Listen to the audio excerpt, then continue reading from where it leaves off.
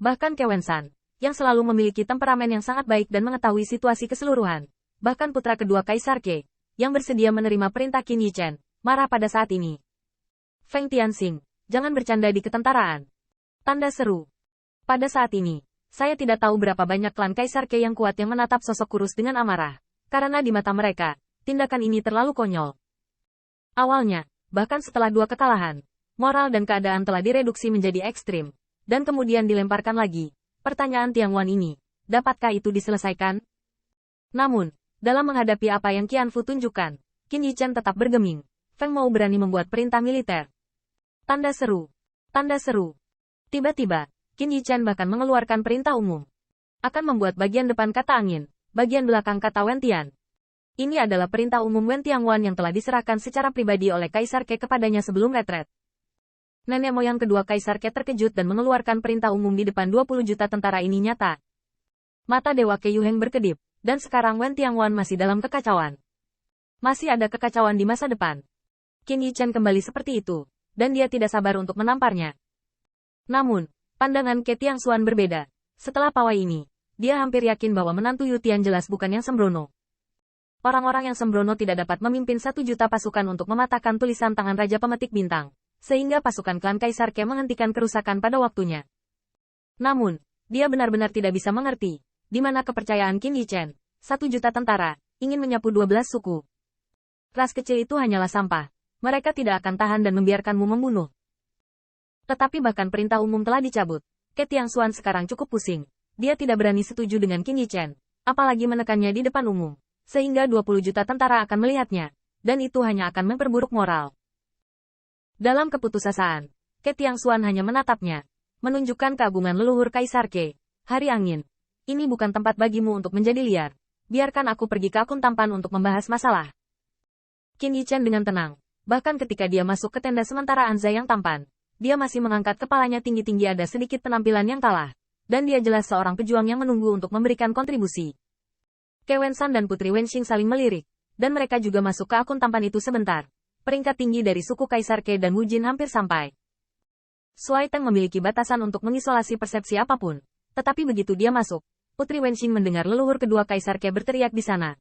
Tianxing, apa yang kamu lakukan? Tidak bisakah kamu melihat bahwa situasi di Wentian Pass telah bertahan? Tidak ada masalah. Ya, Mu, apakah sepele bagimu menjadi ordo militer? Liu Mei Putri Wenxing mengerutkan kening meskipun Qin Yichen adalah suaminya. Dia begitu mendominasi sekarang di depan pasukan 20 juta. Yang terlalu berlebihan.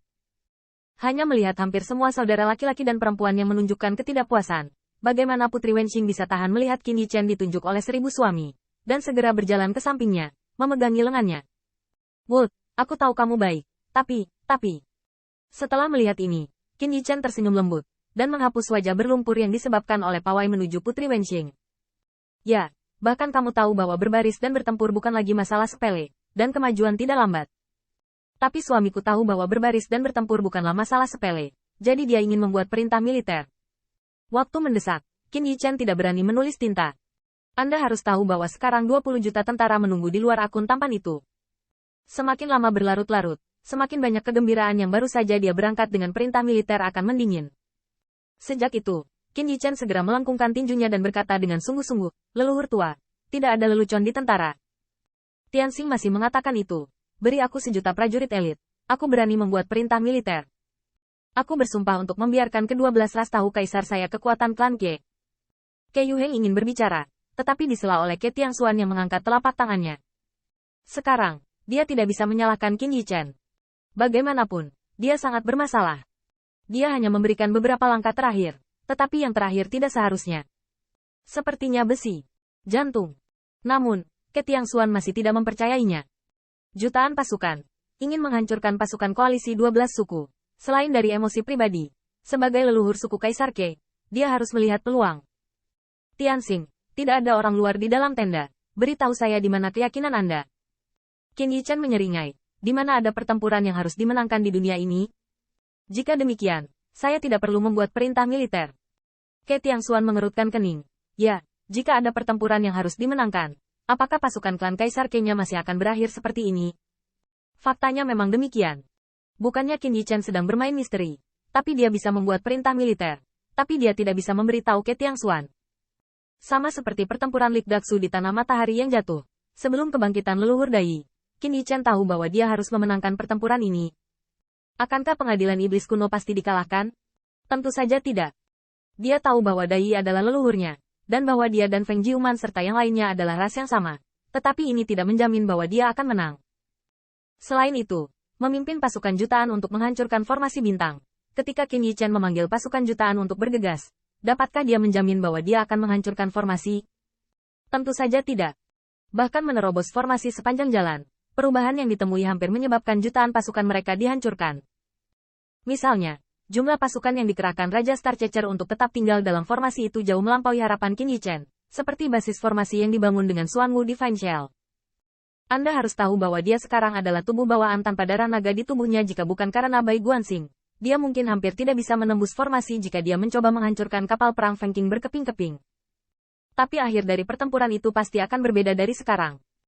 Sebelum melakukan apapun, tidak peduli seberapa berbakatnya orang-orang, mereka hanya dapat mengatakan bahwa mereka melakukan yang terbaik untuk mendapatkan peluang menang tertinggi. Tetapi tidak mungkin untuk mengatakan bahwa semuanya dilakukan sesuai dengan rencana mereka sendiri. Namun, karena Qin Yichen berani keluar dari tatanan militer, dia secara alami memiliki kepercayaan diri dan kepercayaan dirinya. Leluhur tua, berani bertanya, saya bertanya apa yang paling dibutuhkan oleh tentara Tiangwan sekarang? Ke Tiangxuan diam, tetapi jawabannya terbukti dengan sendirinya. Kemenangan. Kemenangan. Hanya kemenangan yang meramas langit yang memungkinkan Erlang di bawah komandonya untuk melihat harapan kemenangan bagi Kaisar Ke dalam pertempuran kekaisaran ini. Jika tidak, Wentian pas dibangun. Dan itu terselubung dalam bayangan Raja Pemetik Bintang. Seolah-olah dia telah kehilangan jiwa dan tulang punggungnya. Inilah yang membuat Ke Tiangxuan paling merepotkan. Bahkan jika dia lebih unggul dalam kekuatan, dia adalah kekuatan yang hebat. Tetapi moral bukanlah sesuatu yang bisa dia selesaikan dengan kekuatannya sendiri. Ke Tiangxuan juga tahu bahwa alasan mengapa Qin Yichen memegang ketertiban umum di depan 20 juta tentara dan bersedia untuk mengatur ketertiban tentara adalah untuk memulihkan moral tentara. Berdasarkan ini saja, Ke Tiangxuan tidak bisa marah pada Qin Yichen. Leluhur tua, dalam formasi militer, kamu paling takut pada keraguan. Kamu juga pendahulu tua yang berpartisipasi dalam kontroversi kekaisaran terakhir. Jika tidak perlu, Tianxing akan mengatakan sejuta kata.